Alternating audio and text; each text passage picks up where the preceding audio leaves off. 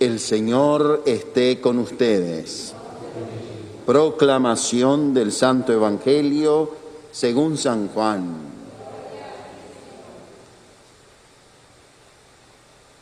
Dijo Jesús a los judíos: Yo soy el pan vivo que ha bajado del cielo. El que coma de este pan vivirá para siempre. Y el pan que yo daré es mi carne para la vida del mundo. Disputaban los judíos entre sí: ¿cómo puede éste darnos a comer su carne? Entonces Jesús les dijo: les aseguro que si no comen la carne del Hijo del Hombre y no beben su sangre, no tienen vida en ustedes. El que come mi carne y bebe mi sangre tiene vida eterna, y yo lo resucitaré en el último día. Mi carne es verdadera comida y mi sangre es verdadera bebida. El que come mi carne y bebe mi sangre habita en mí y yo en él. El Padre que vive me ha enviado y yo vivo por el Padre. Del mismo modo, el que me come vivirá por mí. Este es el pan que ha bajado del cielo, no como el de vuestros padres que comieron y murieron. El que come de este pan vivirá para siempre. Palabra del Señor. Con las palabras de este santo evangelio sean perdonados nuestros pecados.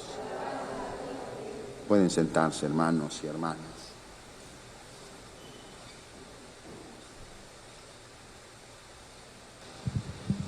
Aquella expresión que nos decía la abuelita: no hay mal que por bien no venga, podría ser una expresión que nos ayude a comprender no solo la celebración del Corpus Christi, sino también el modo como Dios rebasa nuestras expectativas. En la primera lectura, el libro del Deuteronomio nos recuerda ese camino infructuoso del pueblo de Israel que salió de la esclavitud hacia la tierra prometida, pero pasó por las pruebas del desierto. Y en el libro del Deuteronomio, Moisés invita a las personas a recordar todas las cosas que Dios hizo en ese túnel, diríamos, del desierto. El apóstol San Pablo, en la carta a los Corintios, que hemos escuchado como segunda lectura, escribe a los corintios, a su comunidad, una de las más importantes, donde se ha introducido la duda, donde se ha introducido la relajación en la celebración de la Eucaristía de las comunidades del cristianismo primitivo. Y por eso San Pablo, le hemos escuchado, interrogaba, interpelaba: ¿no es el pan que compartimos el cuerpo de Cristo? ¿No es la sangre del Señor? Porque en las primeras comunidades cristianas no todo fue maravilloso. De repente los cristianos empezaron a contaminarse por el mundo y entonces la Eucaristía se convirtieron en un banquete, como una especie de festín, ¿verdad? Donde incluso se notaban las diferencias sociales, las divisiones, etcétera. Y entonces San Pablo escribe e interpela a la comunidad: ¿qué están haciendo con la cena del Señor? ¿Acaso no es comer el cuerpo y la sangre de Cristo? ¿Y acaso no comemos todos el mismo pan? ¿Por qué las divisiones y las confrontaciones entre ustedes? ¿Ven? Ese es el espíritu que subyace en la segunda lectura. Y de alguna manera también en el Evangelio está la duda, la resistencia. Jesús, en el Evangelio de San Juan, en el llamado discurso del pan vivo, recuerdan ustedes, Jesús ha hecho la multiplicación de los panes La gente emocionada busca a Jesús, las multitudes quieren comer gratis, lo quieren hacer rey, y Jesús centra su acción y habla del pan vivo que ha bajado del cielo. El que coma de este pan vivirá para siempre. Mi cuerpo es verdadera comida, mi sangre es verdadera bebida. Y dice el Evangelio que la gente lo llama a los judíos, qué duro habla qué exigente. Incluso después de ese discurso de Jesús, muchos le van a abandonar, e incluso Jesús se va a arriesgar a su círculo más cercano. ¿Ustedes también se quieren ir? Ahí es donde Pedro tiene aquella expresión llena de fe, suscitada por el Espíritu: ¿a quién iremos? Solo tú tienes palabras de vida eterna. Y es que Jesús no solo tiene palabras de vida eterna, Él se quiso quedar como pan de vida eterna. Es la fe de la iglesia desde el inicio, desde aquella noche con los discípulos de Maús.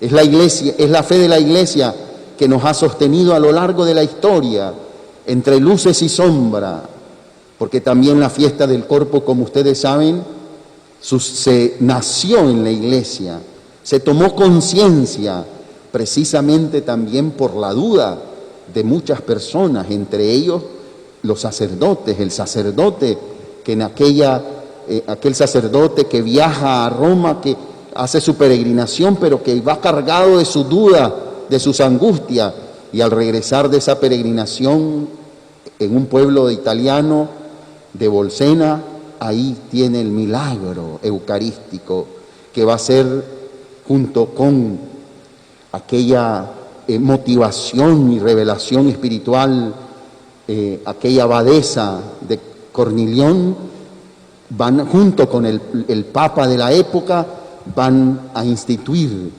la fiesta del Corpus Christi. Lo que quiero decir con todo esto es que el Señor desborda nuestras expectativas, de que no tengamos temor de presentarle a Él nuestras dudas, nuestras angustias, nuestros temores. En estos días todos somos conscientes de que la pandemia ha trastocado todo, e incluso nuestra vida de fe. ¿Por qué digo nuestra vida de fe? Porque nos ha impedido incluso poder acceder tranquila y devotamente como quisiéramos. Lo comprenden muy bien los hermanos que desde hace semanas y meses están resguardando su vida y su salud, y quizás incluso sienten esa tristeza de no poder estar aquí, de no poder visitar el Santísimo Sacramento. Y por eso diríamos que esta pandemia, bueno, uno escucha tantas cosas, ¿verdad? Y en ese sentido, cuando uno no es científico ni médico, no puede emitir un juicio definitivo, pero si escuchan muchas voces, pero la realidad es que nos ha trastocado. Por eso yo diría, hermanos, no hay mal que por bien no venga. Este tiempo y esta circunstancia limitante de poder expresar nuestro amor y nuestra devoción a Jesús sacramentado, no tengamos miedo de decirle al Señor: qué angustia, qué desesperación, qué tristeza, ya no aguanto, porque yo estoy seguro que el Señor nos dará una palabra de vida y de fe. El Señor nos dará el ánimo espiritual para seguir adelante, para no bajar la guardia en cuidar nuestra salud y nuestra vida, de ser siempre prudentes, precavidos. Es mejor exagerar de prudencia a ser irresponsable, sin duda. Pero el Señor nos dará esa capacidad de poder tener esa hambre y esa sed de Cristo de Eucaristía, esa pasión por volver a encontrarnos en el templo con el Señor, aunque Dios esté en todas partes, está también en esa pequeña y doméstica iglesia que es nuestro hogar. Pero el Señor, estoy seguro, despertará en nosotros un mayor amor, una mayor devoción a Él en la Eucaristía, y también una mayor comprensión de la dimensión comunitaria y fraternal de los hijos de Dios. Y esa experiencia nos puede ayudar a mirar el mundo diferente. Alguien decía, yo no creo eso de que después de la pandemia vamos a ver el mundo distinto, vamos a ser mejores. Me lo decía una amiga con la que hablaba desde Italia, donde ya han salido del túnel, pero me comentaba algunas cosas donde al parecer como que la gente no aprendió la lección. Me lo decían aquí en Nicaragua, pero yo estoy seguro que para el creyente sí es posible, porque Dios, para aquellos a quienes ama, todo lo hace para su bien. Y estoy seguro que desde la fe no solamente vemos el poder de Dios, el Señor es el que tiene la última palabra. Sin embargo, que esta experiencia deje en nosotros una visión distinta. Desde la fe, digo, desde muchos otros puntos de vista, la vida puede seguir igual, pero para los creyentes el ángulo de perspectiva puede ser distinto. Y eso es lo que le tenemos que pedir al Señor al celebrar su amor extremo, no solo en la cruz, sino en la simplicidad de un pan y de un vino. Ahí se quiso quedar el Señor con todo su poder y toda su fuerza y toda su gloria. Por eso aquello que decía San Pablo, que Cristo se rebajó y tomó la condición de siervo y fue obediente hasta la muerte, podríamos decir que se realiza en la Eucaristía. Cristo, en su gloria, se hace cercano a nosotros, pan de vida para poder levantarnos en los momentos más tristes y difíciles como los que estamos viviendo.